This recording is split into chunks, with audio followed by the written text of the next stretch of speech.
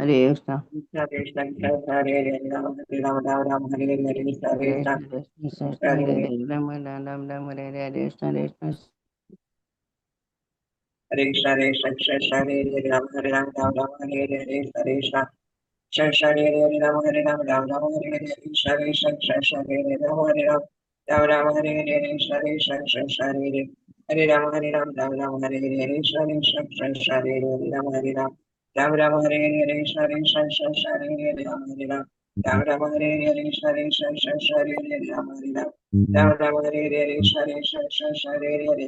Krishna, Hare Ram, Hare Ram, Ram Ram, Hare Hare, Krishna Krishna, Hare Ram, Hare Ram, Ram Ram, Hare Hare, Krishna Krishna, Hare Ram, Hare Ram, Ram Ram, Hare Hare, Krishna Krishna, Hare Ram, Hare Ram, Ram Ram, Hare Hare, Krishna Krishna, Hare Ram, Hare Ram, Ram Ram, Hare Hare, Krishna Krishna, Hare Ram, Hare Ram, Ram Ram, Hare Hare, Krishna Krishna, Hare Ram, Hare Ram, Ram Ram, Hare Hare, Krishna Krishna, Hare Ram, Hare Ram, Ram Ram, Hare Hare, Krishna Krishna, Hare Ram, Hare Ram, Ram Ram, Hare Hare, Krishna Krishna, Hare Ram, Hare Ram, Ram Ram, Hare Hare, Krishna Krishna, Hare Ram, Hare Ram, Ram Ram, Hare Hare, Krishna Krishna, Hare Ram, Hare Ram, Ram Ram, Hare Hare, Krishna Krishna, Hare Ram, Hare Ram, Ram Ram, Hare Hare, Krishna Krishna, Hare Ram, Hare Ram, Ram Ram, Hare Hare, Krishna Krishna, Hare Ram, Hare Ram, Ram Ram, Hare Hare, Jai Shri Krishna Chaitanya Prabhu Nityananda Advaita Srivasadi Hare Krishna Mataji, Pranam.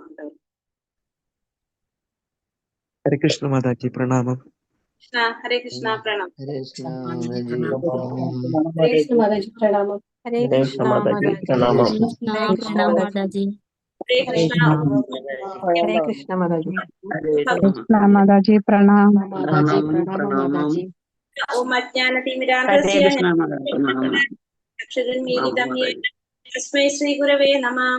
Namo Vishnu Padaya Krishna Prashtaya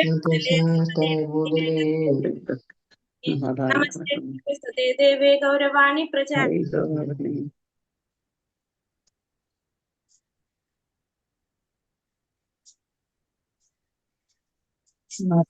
Mataji pause ആയി പോയി. ഹരേ Krishna. Break ആയി, കേൾക്കുന്നില്ല. പോയി. രാമ രാമ ഹരേ ഹരേ ഹരേ കൃഷ്ണ ഹരേ കൃഷ്ണ നിഗമ കൽപതരോർഗളിതം ഫലം സുദ്രവ സംയുതം പിബത ഭാഗവതം രസമാലയം മുഹുരഹോ രസികാ ഭുവി ഭാവുകാഃ നാരായണം നമസ്കൃത്യം നരം ചൈവ നരോത്തമം ദേവീം സരസ്വതീം വ്യാസം തതോ ജയമുദിരയേത് നഷ്ടപ്രായേഷു ഭദ്രേഷു നിത്യം ഭാഗവത സേവയാ ഭഗവതേ ഉത്തമ ശ്ലോകേ ഭക്തിർഭവതി നൈഷ്ഠികീ കൃഷ്ണായ വാസുദേവായ ദേവകുമാരായ ഗോവിന്ദായ നമോ നമഃ. ഹരേ Krishna Krishna Hare Rama Hare Rama Rama Rama Hare Krishna Krishna Krishna, Hare Hare, Ram Ram, Ram Ram, Hare Hare. Bhagavatam ക്ലാസ്സിലേക്ക് എല്ലാവർക്കും സ്വാഗതം. ഹരേ കൃഷ്ണ, എല്ലാവർക്കും പ്രണാമം. ഹരേ കൃഷ്ണ. പ്രണാമം മാതാജി. Pranam Mataji. പ്രണാമം. പ്രണാമം Mataji. Hare Krishna, Pranam Mataji. ഹരേ Krishna. Pranam Mataji. Hare Krishna. ഹരേ കൃഷ്ണ. പ്രണാമം. ഹരേ കൃഷ്ണ മാതാജി, പ്രണാമം. ഹരേ കൃഷ്ണ. നമ്മള് ഒന്നാമത്തെ സ്കന്ധത്തിലെ 15-ാമത്തെ അധ്യായം പാണ്ഡവർ യഥാസമയം വിരമിക്കും എന്നുള്ള അധ്യായത്തില് 38 വരെയുള്ള ശ്ലോകം എടുത്തു അല്ലെ? അതെ. 39-ാമത്തെ നമുക്ക് എടുക്കണം. ഇനി നമ്മൾ ഇന്നലെ എന്താ കണ്ടത്? ഇന്നലെ യുധിഷ്ഠിര മഹാരാജാവ് കലിയുഗത്തിന്റെ കലിയുഗത്തെ കുറിച്ച് യുധിഷ്ഠിര മഹാരാജാവിന് മനസ്സിലായി ഭഗവാന്റെ ഭൗതിക ലോകത്തെ ലീലകളൊക്കെ അവസാനിച്ചു പോയി എന്ന് മനസ്സിലായപ്പോ യുധിഷ്ഠിര മഹാരാജാവും എന്ത് ചെയ്യാണ്? തിരിച്ചു പോകാനായി രാജാവാക്കി തയ്യാറെടുപ്പുകൾ നടത്തില്ല. പരീക്ഷത്തിനെ രാജാവാക്കി. പിന്നെ അതുപോലെ തന്നെ എന്താ പറഞ്ഞത്, അദ്ദേഹം ഭവനം ഉപേക്ഷിച്ച് അനുയോജ്യമായ വേഷമൊക്കെ ധരിച്ചു എന്നൊക്കെ പറഞ്ഞത്. അദ്ദേഹത്തിന് യുധിഷ്ഠിര മഹാരാജായിരുന്നു അത്രയും ബുദ്ധിശാലിയായിരുന്നു. കാരണം ഈ കലിയുഗത്തിന്റെ ആ ഭാവം മനസ്സിലാക്കാവുന്ന രീതിയിൽ, സ്വാധീനത്തെ മനസ്സിലാക്കാൻ സാധിക്കുന്ന രീതിയിലുള്ള ബുദ്ധിശക്തി പരീക്ഷത്തിന് ഉണ്ടായിരുന്നു. അപ്പോ എന്ത് പറഞ്ഞത്, 4,32,000 വർഷത്തില് 5000 വർഷം കഴിഞ്ഞു കലിയുഗം തുടങ്ങിയിട്ട്. കാരണം കഴിഞ്ഞ സമയത്ത് തന്നെ കലിയുഗത്തിന്റെ സ്വാധീനം ആരംഭിച്ചിട്ടുണ്ടായിരുന്നു എന്ന് പറയാണ്. അപ്പോ ഈ കലിയുഗത്തിന്റെ പ്രത്യേകതകളെ കുറിച്ചും അതിൽ പറയുന്നുണ്ടായിരുന്നു. പിന്നെന്താ പറഞ്ഞത്, അങ്ങനെ പരീക്ഷിത് മഹാരാജാവിന് രാജാവാക്കിക്കൊണ്ട് എല്ലാ പരിശീലനം കൊടുത്തു അവരല്ലേ, പരിശീലനം കൊടുത്ത് രാജാവാക്കി തന്റെ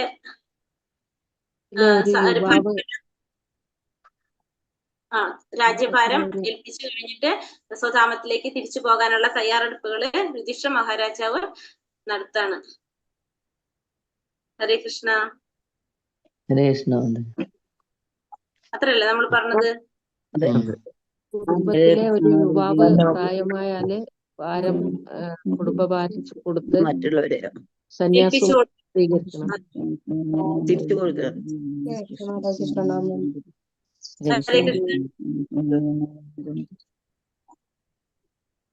ഹരേ കൃഷ്ണ. ഹരേ കൃഷ്ണ മാതാജി. ഹരേ കൃഷ്ണ മാതാജി പ്രണാമം. ഹരേ കൃഷ്ണ മാതാജി പ്രണാമം.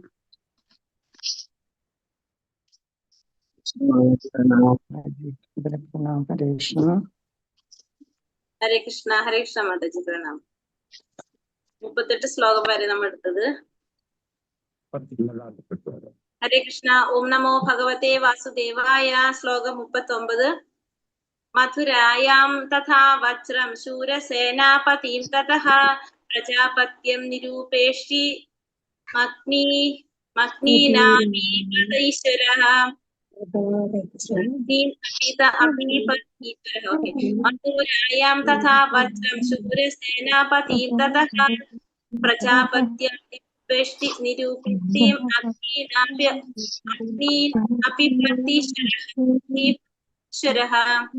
ഹരേ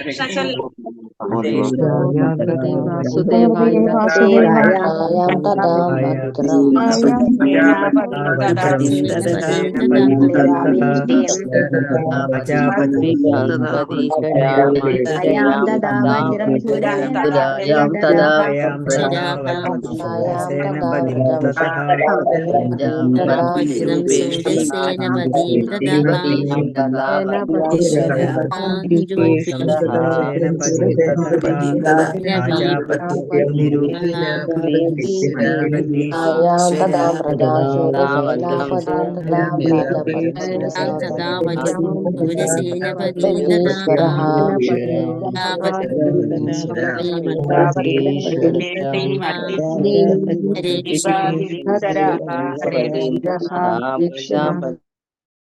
ഹരേ കൃഷ്ണ. മഥുരായ മഥുരയിൽ, തഥാ വജ്രം വജ്രൻ, ശൂരസേനാപതി ശൂരസേനന്മാരുടെ രാജാവ്, തഥാ അനന്തരം പ്രജാപത്യ യജ്ഞം നിരൂപ്യ അനുഷ്ഠിച്ച് ഇഷ്ടീം ലക്ഷ്യം അഗ്നി അപീപത് തന്നിൽ വിന്യസിച്ചു ഈശ്വര സമർത്ഥമായ വിവർത്തനം ഭാവാർത്ഥം ശ്രീല പ്രഭുപാദിക്ക് ജയ്. വിവർത്തനം അനന്തരം അദ്ദേഹം ശ്രീകൃഷ്ണ ഭഗവാന്റെ പൗത്രനായ അനിരുദ്ധന്റെ പുത്രൻ വജ്രനെ ശൂരസേനരുടെ രാജാവായി മഥുരയിൽ വാഴിച്ചു. അതിനുശേഷം എന്ത് ചെയ്തു? മഥുരയില് ശൂരസേനരുടെ രാജാവായിട്ട് മഥുരയില് അനിരുദ്ധന്റെ പുത്രനായിട്ടുള്ള വജ്രനെ മഥുരയിൽ വാഴിച്ചു. അതിനുശേഷം മഹാരാജാവ് യുധിഷ്ഠിരൻ പ്രജാപതി യാഗം അനുഷ്ഠിക്കുകയും ഗൃഹസ്ഥാശ്രമ ജീവിതം ഉപേക്ഷിക്കാനായി തന്നിൽ അഗ്നിയെ വിന്യസിക്കുകയും ചെയ്തു. അതിനുശേഷം എന്ത് ചെയ്തു? പ്രജാപതി യാഗം അനുഷ്ഠിച്ചു. മാത്രമല്ല ഗൃഹസ്ഥാശ്രമ ജീവിതം ഉപേക്ഷിക്കാനായിട്ട് തന്നിൽ അഗ്നിയെ വിന്യസിപ്പിക്കുകയും ചെയ്തു എന്നാണ് പറയുന്നത്. ഭാവാർത്ഥം ശ്രീല പ്രഭുപാദിക്ക് ജയ്. ഹസ്തിനാപുരത്തിലെ ചക്രവർത്തിയുടെ സിംഹാസനത്തിൽ പരീക്ഷിത മഹാരാജാവിനെ അവരോധിക്കുകയും ശ്രീകൃഷ്ണ ഭഗവാന്റെ പ്രപൗത്രനായ വജ്രനെ മഥുരയിലെ രാജാവായി അഭിഷിക്തനാക്കുകയും ചെയ്ത ശേഷം മഹാരാജാവ് യുധിഷ്ഠിരൻ പരിത്യാഗ ജീവിതക്രമം സ്വീകരിച്ചു. ഗുണത്തെയും കർമ്മത്തെയും അടിസ്ഥാനമാക്കിയുള്ള വർണ്ണാശ്രമ ധർമ്മം എന്നറിയപ്പെടുന്ന 4 വർണ്ണങ്ങളും 4 ആശ്രമങ്ങളും ഉൾപ്പെടുന്ന വ്യവസ്ഥിതി യഥാർത്ഥ മാനവ ജീവിതത്തിന്റെ ആരംഭമാകുന്നു. മനുഷ്യന്റെ പ്രവർത്തികളെ സംബന്ധിക്കുന്ന ഈ വ്യവസ്ഥിതിയുടെ സംരക്ഷകൻ എന്ന നിലയിൽ മഹാരാജാവ് യുധിഷ്ഠിരൻ പരിശീലനം സിദ്ധിച്ച രാജകുമാരനായ പരീക്ഷിത് മഹാരാജാവിന് ഭരണ ചുമതല കൈമാറുകയും യഥാകാലം സജീവമായ ഈ ഈ ജീവിതത്തിൽ നിന്ന് വിരമിച്ച് സന്യാസം സ്വീകരിക്കുകയും ചെയ്തു.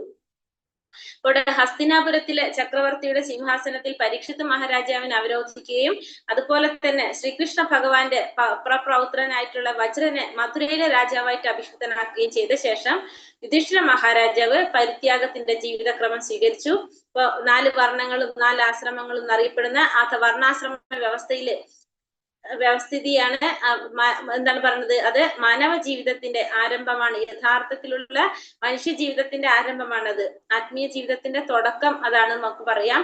യഥാർത്ഥ മാനവ ജീവിതത്തിന്റെ ആരംഭമാണത്. മനുഷ്യന്റെ പ്രവർത്തികളെ സംബന്ധിക്കുന്ന ഈ വ്യവസ്ഥിതിയുടെ സംരക്ഷകൻ എന്ന നിലയിൽ മഹാരാജാവ് യുധിഷ്ഠിരൻ പരിശീലനം സിദ്ധിച്ച രാജകുമാരനായ പരീക്ഷിത് മഹാരാജാവിനെ ഭരണ ചുമതല കൈമാറുകയും യഥാകാല സജീവമായ ജീവിതത്തിൽ നിന്നും വിരമിച്ച് സന്യാസം സ്വീകരിക്കുകയും ചെയ്തു. അദ്ദേഹം എന്താ ചെയ്തത്? മനുഷ്യന്റെ പ്രവർത്തികളെ സംബന്ധിച്ച വ്യവസ്ഥിതിയുടെ സംരക്ഷകൻ എന്ന നിലയിൽ യുധിഷ്ഠിര മഹാരാജാവ് പരിശീലനം സിദ്ധിച്ചിട്ടുള്ള ആ കുമാരന് പരീക്ഷിത് മഹാരാജാവിന് ഭരണ ചുമതല കൈമാറി അതിനുശേഷം സന്യാസം സ്വീകരിച്ചു. ജീവിതത്തിന്റെ വിരമിച്ച് യഥാകാലം സജീവമായ ജീവിതത്തിൽ നിന്ന്, ആ ഭൗതികമായ ജീവിതത്തിൽ നിന്ന് വിരമിച്ച് സന്യാസം സ്വീകരിച്ചു. ശാസ്ത്രീയമായ ഈ വർണ്ണാശ്രമ ധർമ്മ പദ്ധതി മാനവ ജീവിതത്തെ തൊഴിൽ സംബന്ധമായ 4 വർണ്ണങ്ങളായും ജീവിത വ്യവസ്ഥയെ സംബന്ധിക്കുന്ന 4 ആശ്രമങ്ങളായും വിഭജിച്ചിരിക്കുന്നു. അപ്പൊ ഈ പറഞ്ഞ ഈ വർണ്ണാശ്രമ പദ്ധതി എന്ന് പറയുന്നത് തൊഴിൽ സംബന്ധമായിട്ട് 4 വർണ്ണങ്ങളും അതുപോലെ തന്നെ ജീവിത വ്യവസ്ഥയെ സംബന്ധിക്കുന്ന 4 ആശ്രമങ്ങളായിട്ടും വിഭജിച്ചിരിക്കുന്നതാണ്. ഗുണകർമ്മ വിഭാഗശഃ നമ്മൾ പഠിക്കുന്നുണ്ട് ഭഗവത്ഗീതയിൽ അല്ലെ. ഭഗവാൻ പറയുന്നത് ഗുണത്തിന്റെയും കർമ്മത്തിന്റെയും അടിസ്ഥാനത്തിലാണത് വിഭജിച്ചിരിക്കുന്നത്. ജീവിത വ്യവസ്ഥയെ സംബന്ധിക്കുന്ന ബ്രഹ്മചാരി, ഗൃഹസ്ഥൻ, വാനപ്രസ്ഥൻ, സന്യാസി എന്നീ നിലകളിലുള്ള 4 ആശ്രമങ്ങൾ വർണ്ണഭേദമന്യേ ഏവരും സ്വീകരിക്കേണ്ടതാണ്. അപ്പൊ എല്ലാവരും സ്വീകരിക്കേണ്ടതാണ് എന്ത്?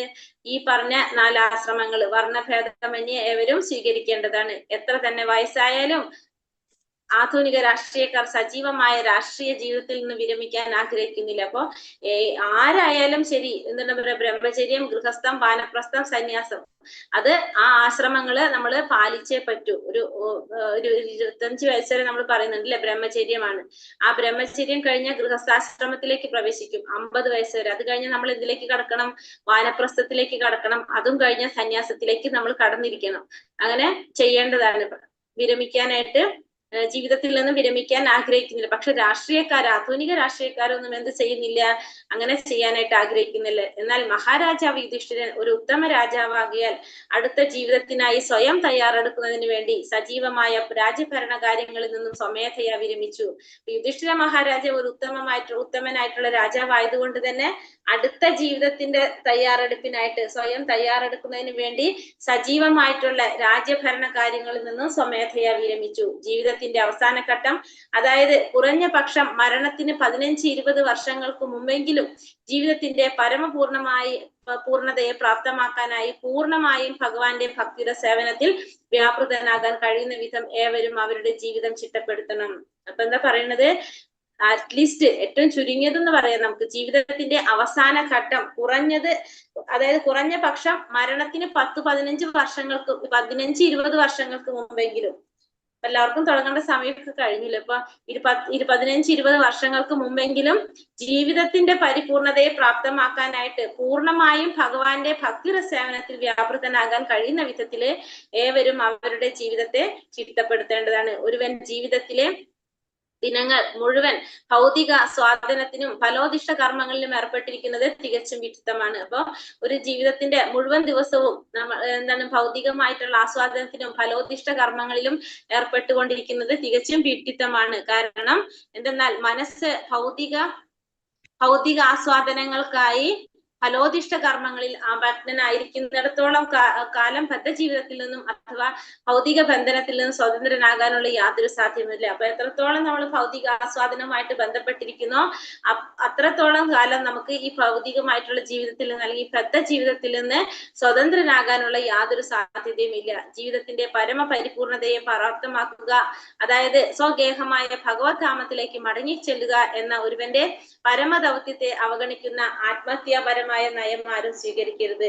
നമുക്ക് ആ പരിപൂർണതയെ പ്രാപ്തമാക്കാനായിട്ട് അല്ലെങ്കിൽ സ്വന്തം ഗേഹമായിട്ടുള്ള ഭഗവത് ധാമത്തിലേക്ക് മടങ്ങി ചെല്ലുക എന്നുള്ളതാണ് എന്ത് നമ്മുടെ പരമമായ ലക്ഷ്യം എന്ന് പറയുന്നത്. അപ്പൊ അതിനെ അവഗണിക്കുന്ന രീതിയിലുള്ള പ്രവർത്തികൾ ആരും സ്വീകരിക്കാൻ പാടില്ല. ആത്മഹത്യമായിട്ടുള്ള നയം അത്തരത്തിലുള്ള നയങ്ങൾ ആരും സ്വീകരിക്കരുതെന്നാണ് ശ്ലോകം 39 പറഞ്ഞത്. ശ്ലോകം 40 വിസൃജ്യ തത്ര തത്സർവം ദുകൂലവലയാതികം നിർമ്മമോ നിരഹങ്കാര സംഛിന്ന ശേഷബന്ധനഃ. വിസൃജ്യ തത്ര തത്സർവം ദുകൂലവലയാതികം നിർമ്മമോ നിരഹങ്കാര സംഛിന്ന ശേഷബന്ധനഃ. ഭഗവതി വാസുദേവായ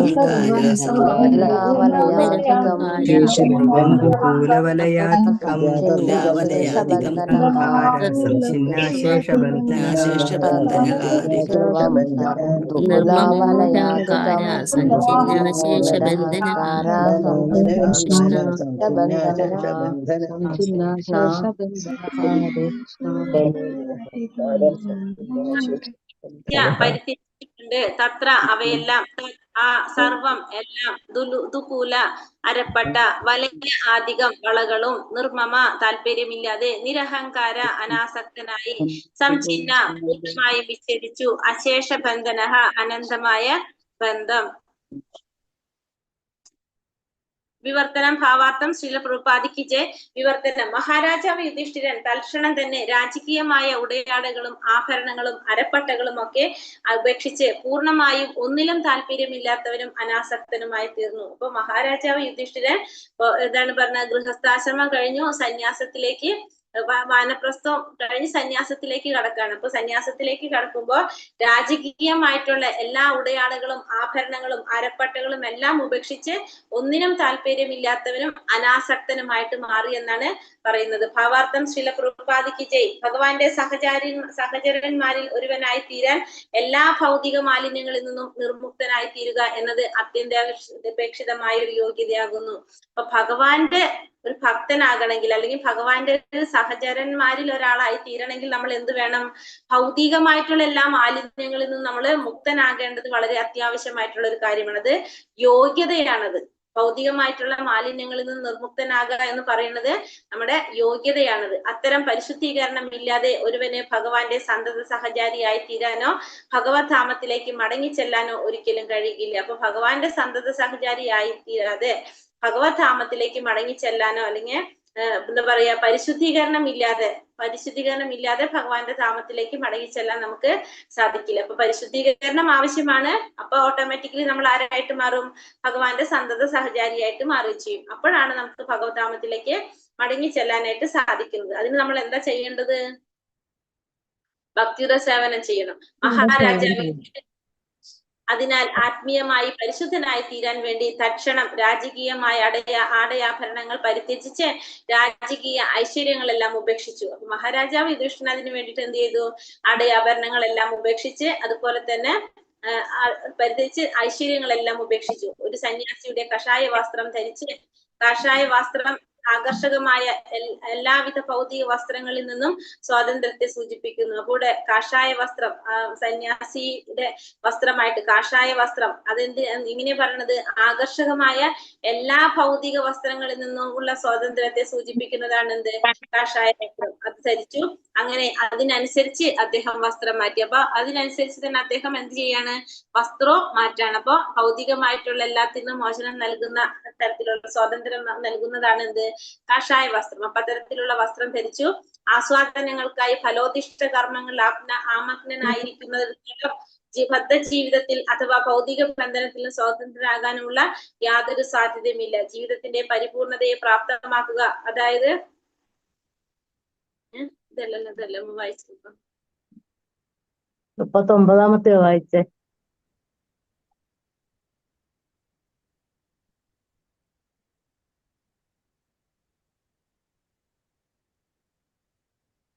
നാൽപ്പതാമത്തെ. അദ്ദേഹം വസ്ത്രം മാറ്റി 40-ാമത്തെ ശ്ലോകം വായിച്ചു. വായിച്ചില്ല. വായിച്ചോ? ശ്ലോകം വായിച്ചു. ഇത് വായിച്ചുകൊണ്ടിരിക്കുന്നു. ഭാവാർത്ഥം പറഞ്ഞുകൊണ്ടിരിക്കുക. ശ്ലോകം 40 ഭാവാർത്ഥം.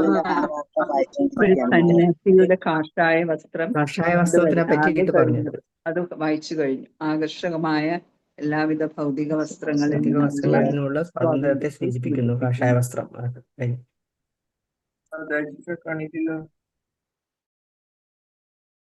ഹരേ കൃഷ്ണ. അദ്ദേഹം രാജ്യം, കുടുംബം എന്നിവയിൽ താല്പര്യമില്ലാത്തവനായി തീരുകയും അപ്രകാരം എല്ലാവിധ ഭൗതിക മാലിന്യങ്ങളിൽ നിന്നും അഥവാ എല്ലാവിധ ഭൗതിക ഉപാധികളിൽ നിന്നും മുക്തനായി തീരുകയും ചെയ്തു.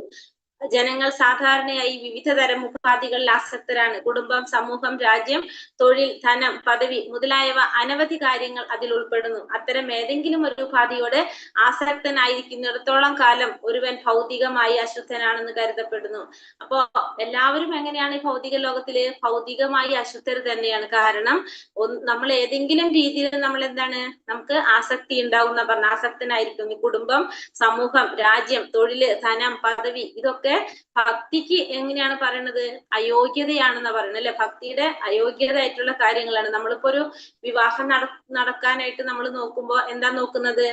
നല്ലൊരു കുടുംബത്തിൽ ജനിച്ചവനായിരിക്കണം, നല്ല ഭൗതികമായ വിദ്യാഭ്യാസം ഉണ്ടായിരിക്കണം, പിന്നെ എല്ലാ രീതിയിലും നമ്മൾ പറയില്ല തലമുറകൾ നോക്കിയിട്ട് അങ്ങനെ കുറെ കാര്യങ്ങളൊക്കെ നോക്കിയിട്ടാണ് നമ്മൾ വിവാഹത്തിന് നോക്കുന്നത്. പക്ഷെ ഭക്തിയിൽ നോക്കുമ്പോ എന്താണ്? ഇതൊക്കെ നമുക്ക് ഓപ്പോസിറ്റ് ആണ്. കാരണം നമുക്ക് എന്താണ്, ഒന്നിനോടും എന്ത് പാടില്ല? ആസക്തി ഉണ്ടാവാൻ പാടില്ല എന്നാണ് ഇതിൽ പറയുന്നത്. ഒരു ഭക്തനാവാനുള്ള യോഗ്യത പറയുന്നത്. കൂടെ ഭഗവാന്റെ ധാമത്തിലേക്ക് തിരിച്ചു പോകണമെങ്കിൽ, ഭഗവാന്റെ സന്തത സഹചാരി ആവണമെങ്കിൽ എന്ത് വേണം? ഇതിനോടൊന്നും ആസക്തി ഉണ്ടാവാൻ പാടില്ല. അങ്ങനെയാണ് എന്താ പറയുന്നത്? അവൻ ഭൗതിക അശുദ്ധനാണെന്നാ പറയുന്നത്. ഭൗതികമായിട്ട് അശുദ്ധനാണെന്നാണ് കരുതപ്പെടുന്നത്. ഭൗതിക മാലിന്യങ്ങളിൽ നിന്നെല്ലാം മുക്തി. ഭൗതിക മാലിന്യങ്ങൾ എന്ന് പറയുന്നത് കുടുംബം, സമൂഹം, രാജ്യം, തൊഴില്, ധനം, പദവി ഈ പറഞ്ഞ കാര്യങ്ങളെല്ലാം അതിൽ ഉൾപ്പെടുന്നതാണ്. ഇതിൽ നിന്നെല്ലാം എന്ത് വേണം? മുക്തനായിരിക്കണം. അശുദ്ധനാവാൻ, ഭൗതികമായി അശുദ്ധനാണെന്നാണ് പറയുന്നത്. അല്ലെങ്കിൽ ഇതിലൊക്കെ ആസക്തനാണെങ്കിൽ. ആധുനിക കാലഘട്ടത്തിൽ ജനനേതാക്കൾ എന്ന് വിശേഷിപ്പിക്കപ്പെടുന്നവർ ദേശീയ ബോധത്തിൽ ആസക്തരായിരിക്കുന്നു. ആധുനിക കാലഘട്ടത്തിലുള്ള ജനങ്ങൾ എങ്ങനെയാണ്?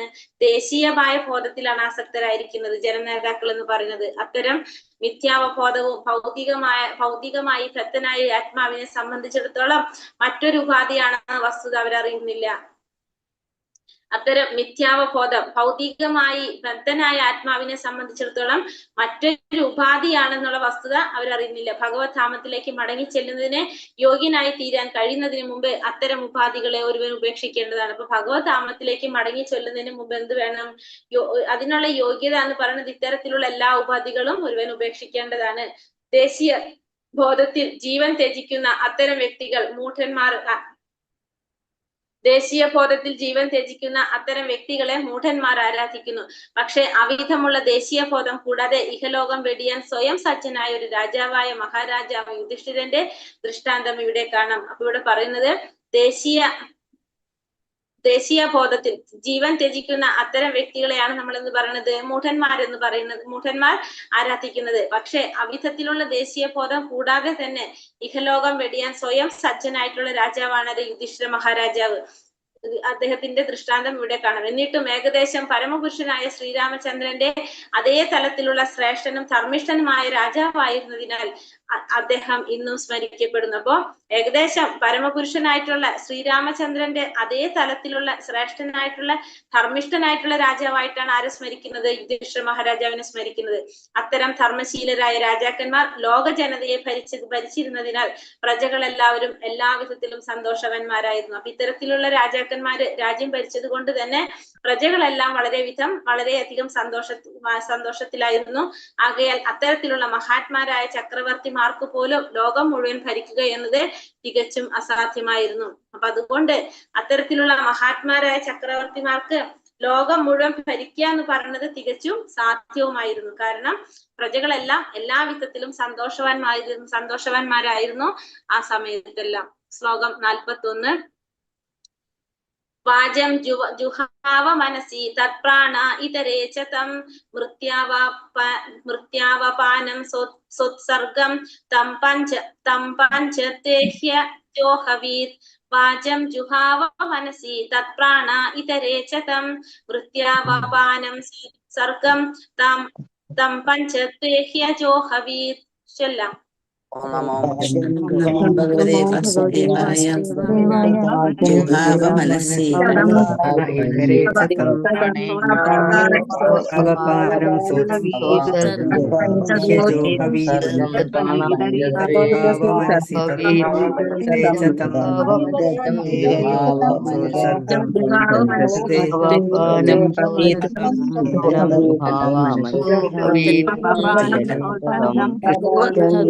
അവപാരം പാനം സോത്സർഗം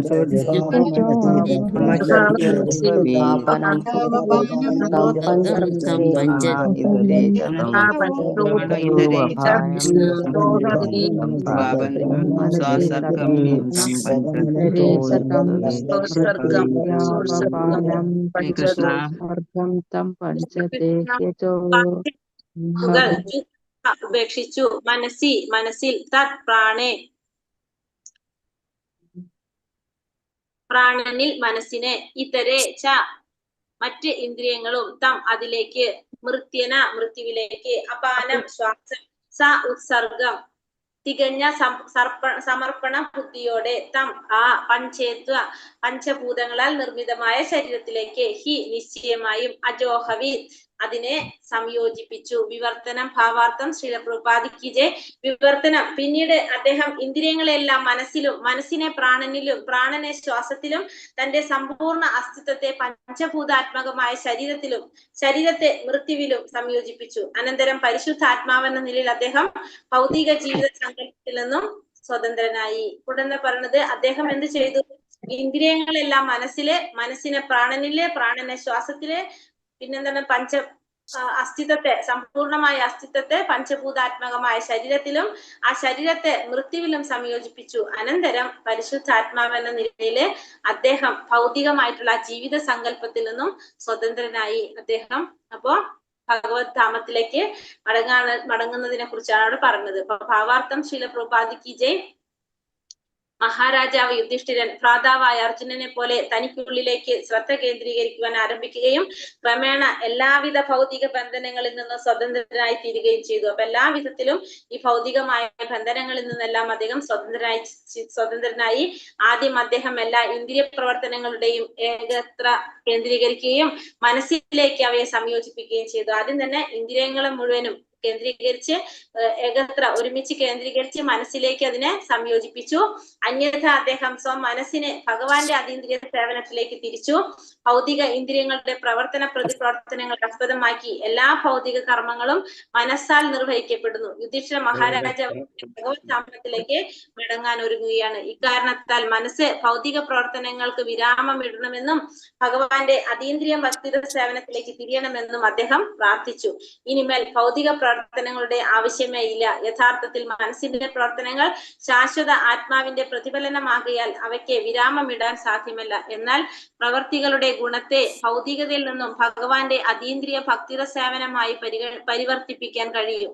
ഒരുവൻ ജീവിയാശ്വാസത്തിന്റെ കളങ്കങ്ങൾ നീക്കി ജനിമൃതികളുടെ ആവർത്തനമാകുന്ന മാലിന്യത്തിൽ നിന്നും മനസ്സിനെ സ്വതന്ത്രമാക്കുകയും പരിശുദ്ധമായ ആത്മീയ ജീവിതത്തിൽ സ്ഥാപിക്കുകയും ചെയ്യുമ്പോൾ മനസ്സിന്റെ ഭൗതിക നിരത്തിന് മാറ്റം സംഭവിക്കും. അതായത് ഇവിടെ എന്താ പറയുന്നത്? എല്ലാവിധത്തിലുള്ള മഹാരാജാവ് യുധിഷ്ഠിരൻ അർജുനനെ പോലെ തനിക്കുള്ളിലേക്ക് ശ്രദ്ധ കേന്ദ്രീകരിക്കാനായിട്ട് ആരംഭിച്ചു. എല്ലാവിധ ഭൗതിക ബന്ധനങ്ങളിൽ നിന്ന് സ്വതന്ത്രനായി തീരുകയും ചെയ്തു. പിന്നെ ഇന്ദ്രിയങ്ങളെല്ലാം വൃത്തിയില് കേന്ദ്രീകരിച്ച് അത് മനസ്സിലേക്ക് സംയോജിപ്പിച്ചു. അങ്ങനെ മനസ്സിനെ ഭഗവാന്റെ സേവനത്തിലേക്ക് തിരിച്ചു. ഇന്ദ്രിയങ്ങളുടെ പ്രതിപ്രവർത്തനങ്ങളെ ആസ്പദമാക്കിയിട്ട് എല്ലാ ഭൗതിക കർമ്മങ്ങളും മനസ്സാൽ നിർവഹിക്കപ്പെടുന്നതാണ്. യുധിഷ്ഠിര മഹാരാജാവാണെങ്കിലോ ഭഗവത് ധാമത്തിലേക്ക് മടങ്ങാൻ ഒരുങ്ങുകയാണ്. അതുകൊണ്ട് തന്നെ മനസ്സ് ഭൗതിക പ്രവർത്തനങ്ങൾക്ക് വിരാമമിടണമെന്നും ഭഗവാന്റെ അതീന്ദ്രിയ ഭക്തിയുടെ സേവനത്തിലേക്ക് തിരിയണമെന്നും അദ്ദേഹം പ്രാർത്ഥിച്ചപ്പോ മനസ്സ് എല്ലാ തരത്തിലും എന്ത് ചെയ്യണം? അത് ഭഗവാന്റെ അതീന്ദ്രിയമായ ഭക്തിയുടെ സേവനത്തിലേക്ക് തിരിയണമെന്ന്, മാത്രമല്ല ഭൗതികമായിട്ടുള്ള പ്രവർത്തികള് അവസാനിപ്പിക്കണമെന്നും അദ്ദേഹം പ്രാർത്ഥിച്ചു. ഇനിമേൽ ഭൗതിക പ്രവർത്തനങ്ങളുടെ ആവശ്യം തന്നെ ഇല്ല. യഥാർത്ഥത്തിൽ മനസ്സിന്റെ പ്രവർത്തനങ്ങൾ ശാശ്വതമായ ആത്മാവിന്റെ പ്രതിഫലനമാകിയാൽ അവയ്ക്ക് വിരാമമിടാൻ സാധ്യമല്ല. അപ്പൊ യഥാർത്ഥത്തില് മനസ്സിന്റെ പ്രവർത്തനങ്ങൾ എങ്ങനെയാ പറയുന്നത്? ശാശ്വതമായിട്ടുള്ള ആത്മാവിന്റെ പ്രതിഫലനം പ്രവർത്തനമായതുകൊണ്ട് തന്നെ അതിന് വിരാമമിടാനായിട്ട് സാധിക്കില്ല. എന്നാൽ പ്രവർത്തികളുടെ ഗുണത്തെ ഭൗതികതയിൽ നിന്നും ഭഗവാന്റെ അതീന്ദ്രിയമായ ഭക്തിയുടെ സേവനമായി പരിവർത്തിപ്പിക്കാൻ കഴിയും. പക്ഷെ എന്ത് സാധിക്കും? നമ്മുടെ ആ ചെയ്യുന്ന പ്രവർത്തികളുടെ ഗുണത്തെ ഭൗതികതയിൽ നിന്ന് അതീന്ദ്രിയതയിലേക്ക് ഭക്തിയുടെ സേവനമായിട്ട് പരിവർത്തിപ്പിക്കാനായിട്ട് നമുക്ക് സാധിക്കും. ഒരുവൻ ജീവാശ്വാസത്തിന്റെ കളങ്കങ്ങൾ നീക്കി ജനിമൃതികളുടെ ആവർത്തനമാകുന്ന മാലിന്യത്തിൽ നിന്നും മനസ്സിനെ സ്വതന്ത്രമാക്കണം. അപ്പൊ നമ്മൾ എന്ത് ചെയ്യണം? ആ കളങ്കങ്ങൾ, അതായത് ജനിമൃതികളുടെ ആവർത്തനമാകുന്ന മാലിന്യത്തിൽ നിന്നും മനസ്സിനെ സ്വതന്ത്രമാക്കുക, പരിശുദ്ധമായ ആത്മീയ ജീവിതത്തിൽ സ്ഥാപിക്കുകയും ചെയ്യുമ്പോൾ മനസ്സിന്റെ ഈ ഭൗതികമായിട്ടുള്ള നിരത്തിനെ മനസ്സിന്റെ ഭൗതികമായ നിരത്തിന് മാറ്റം സംഭവിക്കും. അപ്പൊ ഇങ്ങനെ ചെയ്യുമ്പോൾ സ്വാഭാവികമായിട്ട് എന്ത് സംഭവിക്കും? ഈ ഭൗതികമായതിൽ നിന്ന് മനസ്സിനെ മോചിപ്പിക്കാനായിട്ട് സാധിക്കും. മരണസമയത്തിലുള്ള മാനസികാവസ്ഥയുടെ ഫലമായി ഉണ്ടാകുന്ന ഭൗതിക ശരീരമാകുന്ന താൽക്കാലികമായ മൂർത്തരൂപത്തിലാണ് എല്ലാം പ്രകടമാകുന്നത്. അപ്പൊ ഇതൊക്കെ പ്രകടമാകുന്നത് എങ്ങനെയാണ്? മരണസമയത്തിലുള്ള മാനസികാവസ്ഥയുടെ ഫലമായി ഉണ്ടാകുന്ന ഭൗതിക ശരീരം എന്ന താൽക്കാലികമായ മൂർത്തരൂപത്തിലാണ് ഇതെല്ലാം പ്രകടമാകുന്നത്. എന്നാൽ ഭഗവാന്റെ അതീന്ദ്രിയ പ്രേമയുത സേവന പരിശീലനത്തിലൂടെ മനസ്സ് പരിശുദ്ധമായി തീരുകയും ഭഗവാന്റെ പാദാരവിന്ദ സേവനങ്ങളിൽ സദാ വ്യാപൃതരായിരിക്കുകയും ചെയ്യുന്ന പക്ഷം മരണാനന്തരം മനസ്സ് മറ്റൊരു ഭൗതിക ശരീരം സൃഷ്ടിക്കുന്ന അവസരം മേലിൽ ഉണ്ടാകുന്നില്ല.